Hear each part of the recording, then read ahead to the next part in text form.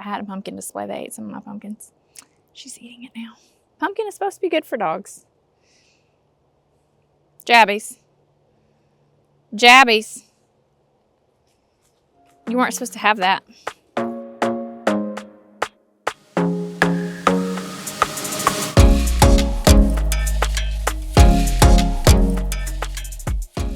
Hey guys, what's up? It's Heather with the Moscow, and today is going to be the October garden tour. I realized that I've been missing a little bit. I got very, very sick, and it has really, excuse me, impacted my ability to make videos. But we have made some changes around here, and I did want to show you those, and I thought a garden tour was the best way. Again, my name is Heather. This is the Moscow. We live in East Tennessee. We garden in a Zone 7B. Live up here in a modern log cabin in the woods. And the purpose of this channel is to show you that just because you don't have perfect conditions doesn't mean you shouldn't try.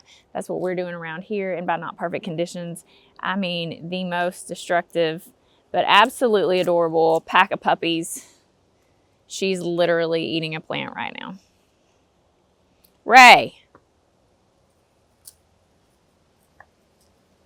You're a sweet girl. You're mommy's princess. Princess Rue. So we might as well start up here because I'm too lazy to walk somewhere else and start that way. So I just put a video up about this grass. So we started this grass, and like I say, it's probably 50 or 70% what I would like it to look like, but we're getting there. We're making some progress on it, so I'm very happy with that.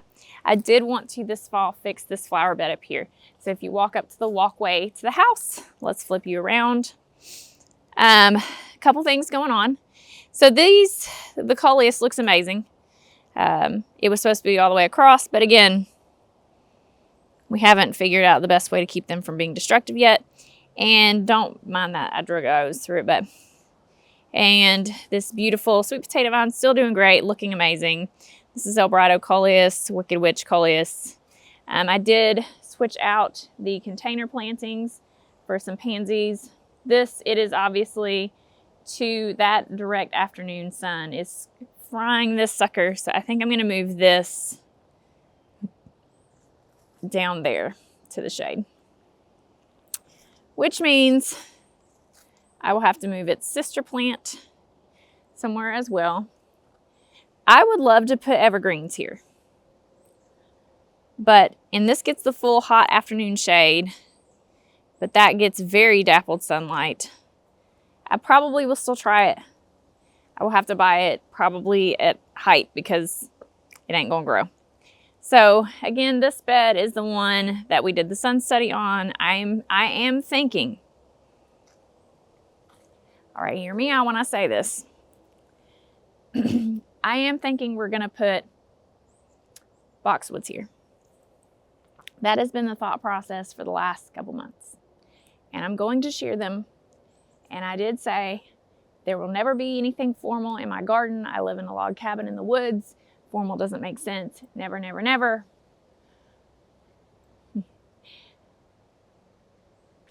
Okay, I don't know what you want me to tell you. Okay, we may be putting boxwoods here. The reason being, there are not many plants that can do this hot, burn you crispy afternoon sun and then a whole ton of shade. There's just not. Now, all that being said, I was geared up. I was looking for boxwoods. One concern I have is in East Tennessee, boxwoods are a struggle. Apparently, they get boxwood blight.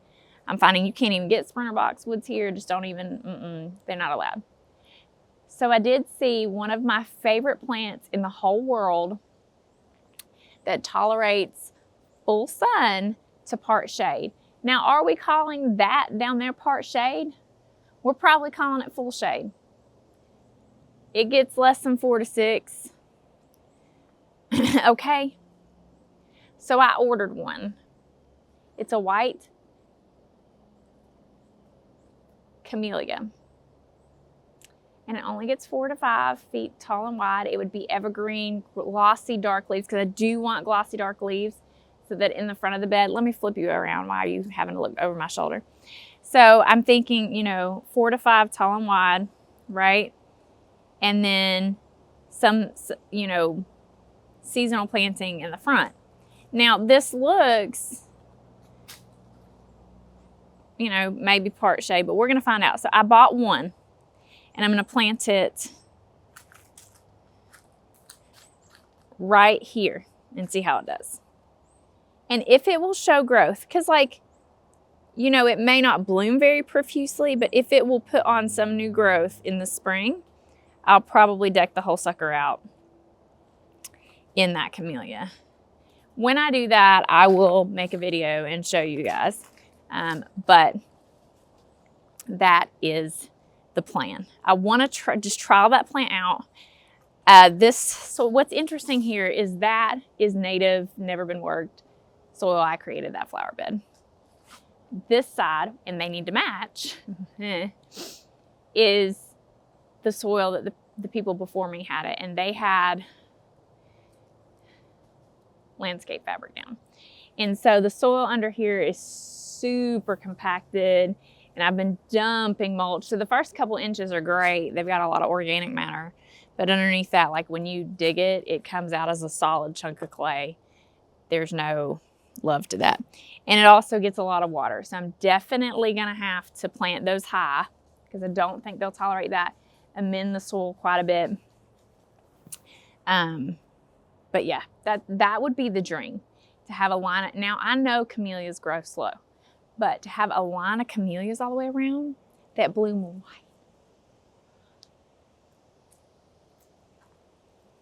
white. Stuff dreams are made of. So we're gonna trial a plant there and see how it goes.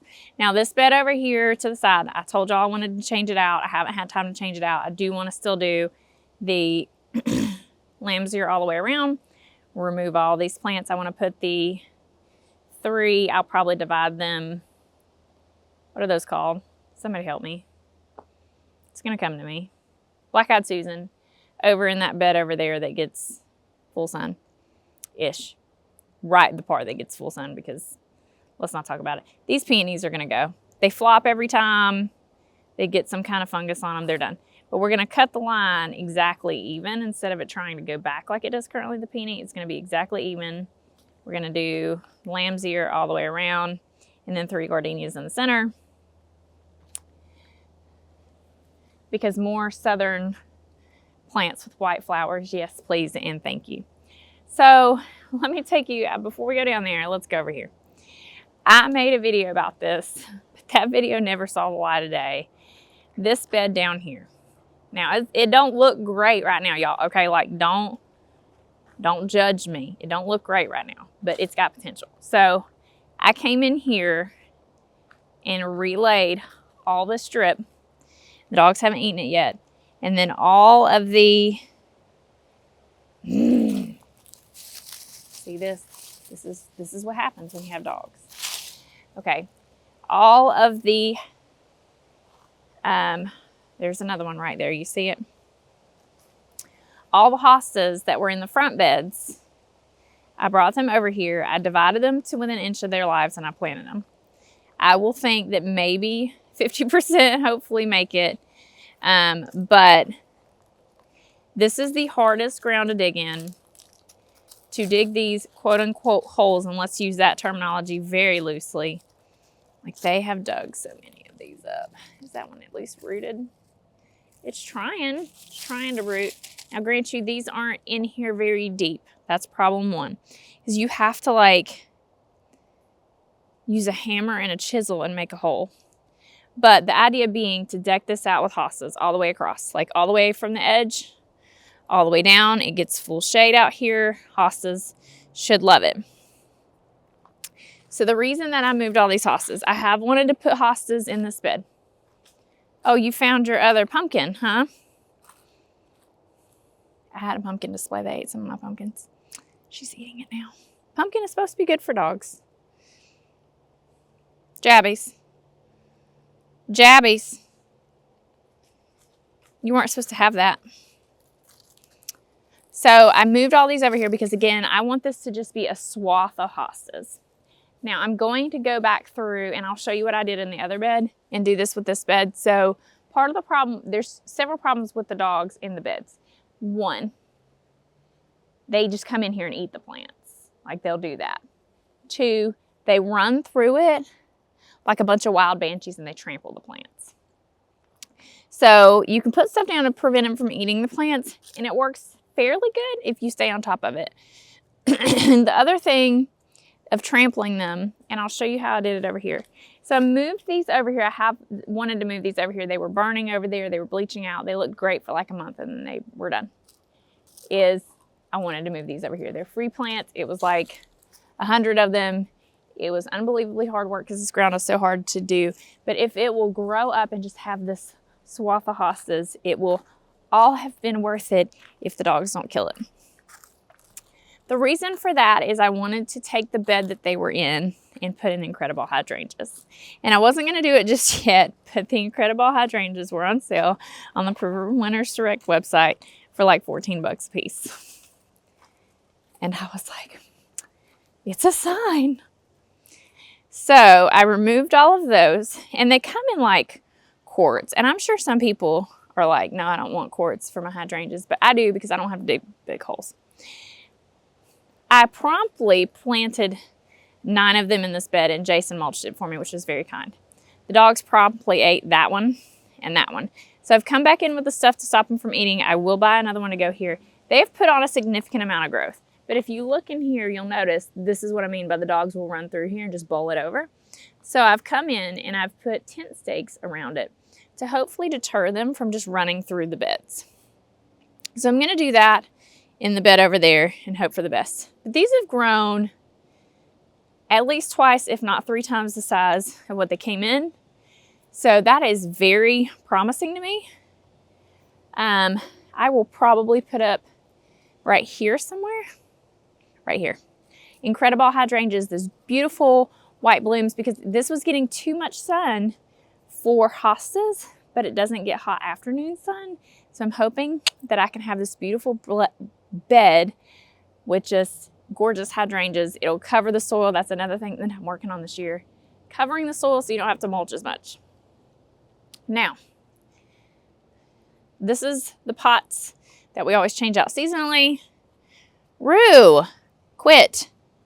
There was 3 more pumpkins here. They have eaten them. So I've got mums here. I usually don't buy my mums this bloomed out, but we had a party. The ivy was already here. And then I have ornamental cabbage, a grass, and some heucheras. The reason for the heucheras is I do want to divide them and then put them in the pots that are up there. I'm very happy with this fall display. It did my heart a lot of good when I was sick for so long to be able to come out here and do this after I finally felt better. So let's go down here and look at the rose beds. Here we've got an empty bed, just all ready for winter time. I did put my garlic in here a couple days ago, so it's good to go. I did plant some cucumber here a couple weeks ago, and I could actually harvest a cucumber. I do think I want to grow my cucumbers on here next year. I will grab that and take it with me. Got carrots in this bed coming up looking great. Probably could stand to thin those, but those are coming up and looking great. Nothing in this bed. This did have the Mexican sunflower. The Mexican sunflower did get blown over in the wind we got from Helene, I think. But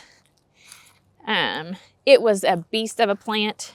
It was very hard to take it down, but I was very impressed with the fact that I spent, a couple dollars on a packet of seeds, and I had a 10-foot tall plant that was covered in these beautiful red flowers, and I would cut them and bring them in. They wouldn't do very well, and the pollinators loved them, so for the most part I left them out here. I am in the process of putting the garden to sleep. So we've got over here the brunnera that we had in the containers this year. I will plant those out in the landscape at some point, but they're just sitting there in a holding pattern. So we've started cleaning things out. It's looking a little sketchy. I took all my dahlia tubers out. One of them did have leafy gall, so I threw that one out. But for the most part, I'm going through a couple of rows at a time and getting rid of things. Ruby moon hyacinth bean putting on its beans. So we've been using those in floral arrangements. Probably won't do any more floral arrangements because the dahlias are gone. I have also, oh, kitty, you need food?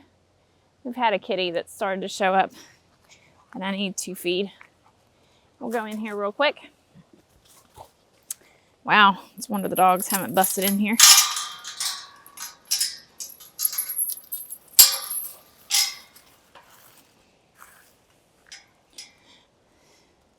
So we took out the peppers, did really well. I did plant some fall crops here. So we've got barley that's looking okay-ish. I need to do something about these tomatoes. There's plenty I could harvest. I probably just need to pull it all. Celery plants are looking pretty good. We've got sweet peas that are growing, cilantro. It just doesn't get enough sun here. Even though these are cold tolerant things, just doesn't get enough sun to do well.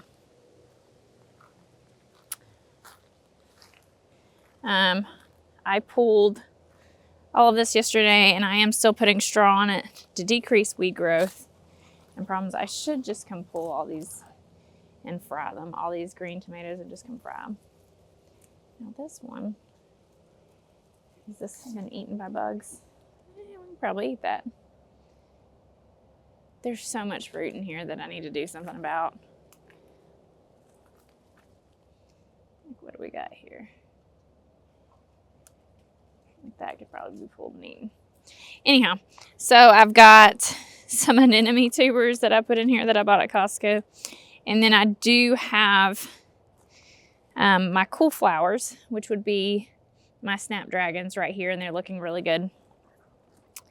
You'll recall that I planned on planting more cool flowers. I do have some blue plurum in here that I direct sowed, and all my seedlings were looking so good. And then again, I got very sick and they didn't make it. So that happens sometimes. Like, I've got so many cherry tomatoes, like so many. I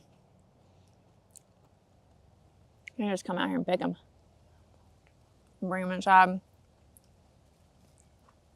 and eat them, but you know, I haven't done that, so yeah, I'm just out here eating them like a savage.